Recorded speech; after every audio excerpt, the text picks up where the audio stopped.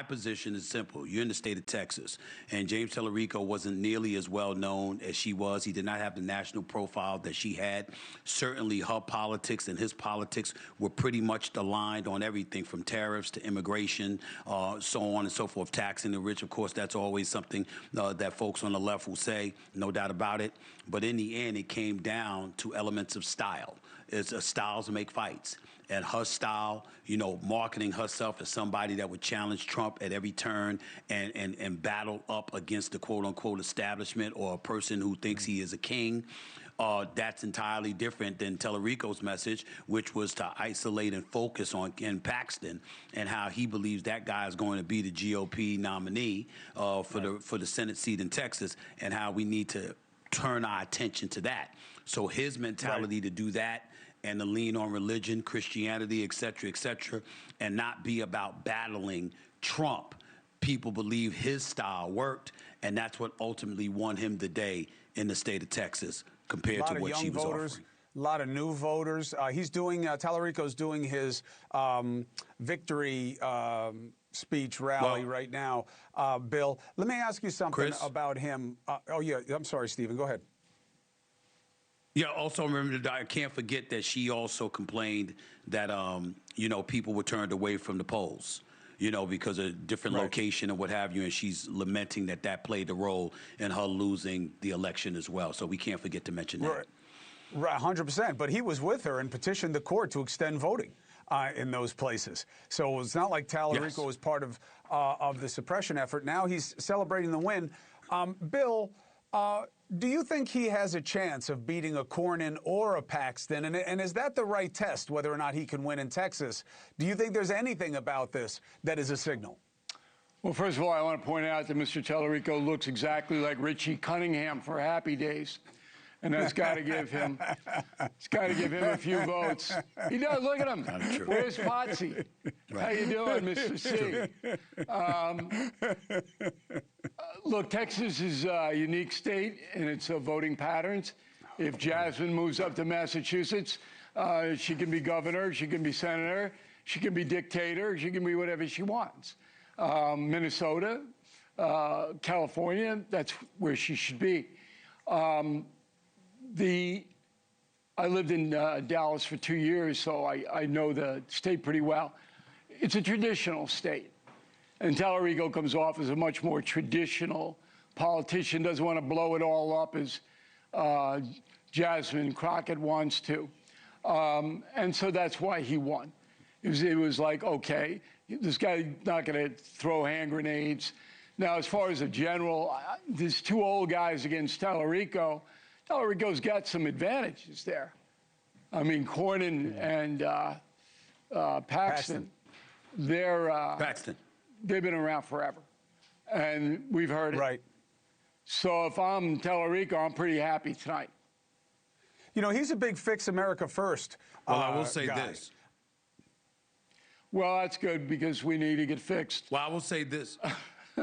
So I hope Richie can do it. I'll tell you where Talarico has a chance. I'll tell you where I think Talarico has a chance. Cornyn and Paxton are going to get so ugly with one another. The thing, I mean, Cornyn's already talking about his personal life and threatening to expose even more stuff. It's going to get very, very, very ugly in that race, in that runoff. And perhaps some pearls will be dropped that can be utilized by Talarico to have a chance. That's the only chance I see him having in this race, is if they tear each other to shreds and there's so much ammunition that Texas decide they don't want either one of those guys. Do you think that what's happening in Iran, Bill, is going to be on the ballot in the midterms? Absolutely. That's what I was saying. Big risk for President Trump. So if it goes America's way and there is a regime change and Iran becomes a civilized nation again, Trump's going to have a lot of wind at his back. If it goes south, this is huge. Because right now the press is doing everything it can to root for Iran. The press is actually rooting for Iran. I watch ABC When you World say News. Iran, you mean the people or the regime? They want America to lose. So World News Tonight on ABC, and I work for ABC, so did you, did 15 minutes last night, did 8 segments, every segment negative, and I mean really negative, every segment. Not one positive word, not one word on how bad the mullahs were. David Muir. In addition to that, David Muir said the word tonight 70 times in 17 minutes. So, I mean, I'm going, what the deuce is happening? I work for Jennings, who was excellent, okay? But I didn't even watch the other 2. I just watched World News Tonight. And after watching it, I wanted to surrender. We should surrender to Iran. Watching ABC News, we lost. That's how crazy it is. They want Trump broken. I don't think that anybody. I don't think anybody's betting against the U.S. military or the IDF. No, but their sentiment is they want Trump broken, and if Iran can break him, that's what the media wants to see. Stephen A., what are you saying? I'm sorry to cut you off. What I would say is wanting Trump. What I would say is wanting Trump broken isn't always the same as wanting the United States to lose. I wouldn't go that far. I think that Trump has his enemies. Obviously, you're right about that, Bill. Nobody wants him looking good. That is true. Unfortunately, on too many occasions, there's too much interest in him looking bad as opposed to recognizing what benefits come to the United States of America by his or the GOP's actions, and that's something we have to take into consideration. But in the same breath, he brings a lot of it on himself, too, because of how he acts, because of how in-your-face he can be, because of how duplicitous he can come across from time to time. We're just talking Iran here. We're not talking a big global picture. I know we're talking Iran, but look, hold on. I know we're talking about Iran, but the fact is that because we're talking, even though we're talking about Iran, when you make the statement that they want America to lose, I'm just simply saying it comes from all of those places. Well, you know that, and I know that. You can rationalize it any way you want, but a lineup has to be made.